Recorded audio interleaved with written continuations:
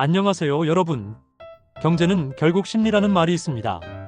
아무리 탄탄한 이론 위에서 작동할 것처럼 보여도 사람들의 불안감과 심리가 경제의 흐름을 좌우할 때가 많습니다.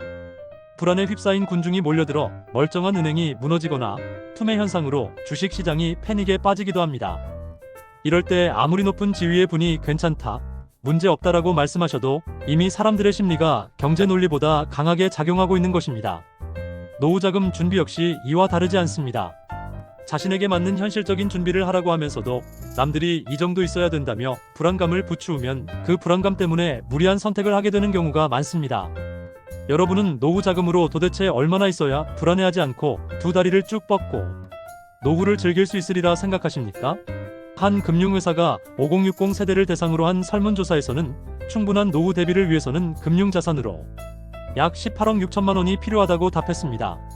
물론 이 금액은 주택을 포함한 전체의 자산이 아니라 금융자산만을 의미하는 것이기에 현실적으로 이를 쌓아놓은 분들은 매우 드뭅니다.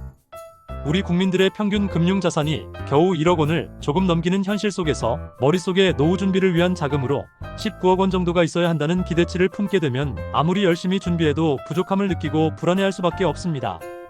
물가는 계속 오르고 조기 퇴직이 뉴노멀이 되어버린 이 시점에서 19억 원에 가까운 자금을 마련하기란 몹시 어려운 일이기 때문입니다. 그러나 중요한 것은 노후 자금을 단순히 자산 규모로만 판단하는 것이 아니라 현금 흐름에 맞춰 준비해야 한다는 점입니다. 예를 들어 19억 원을 은행에 쌓아두고 2% 이자를 받는다고 단순 계산하면 세전으로 약 3,800만 원, 즉 월 317만 원 정도의 수입이 발생합니다. 만약 연금이나 이를 통해 매달 317만 원의 현금 흐름을 만들어낼 수 있다면 어마어마한 금액을 통장에 넣어놓은 것과 같은 효과를 얻을 수 있습니다. 따라서 노후 자금으로 10억 원, 19억 원이라는 숫자에 위축될 필요는 없으며 지금까지 해오던 대로 국민연금과 개인연금을 성실히 모으고 건강이 허락하는 한 일을 계속해 나간다면 충분하다고 생각합니다.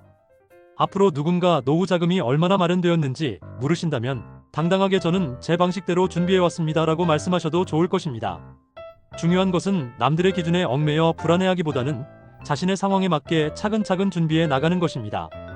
인생도 결국 심리이며 우리의 시각에 따라 세상이 달라지기 마련입니다.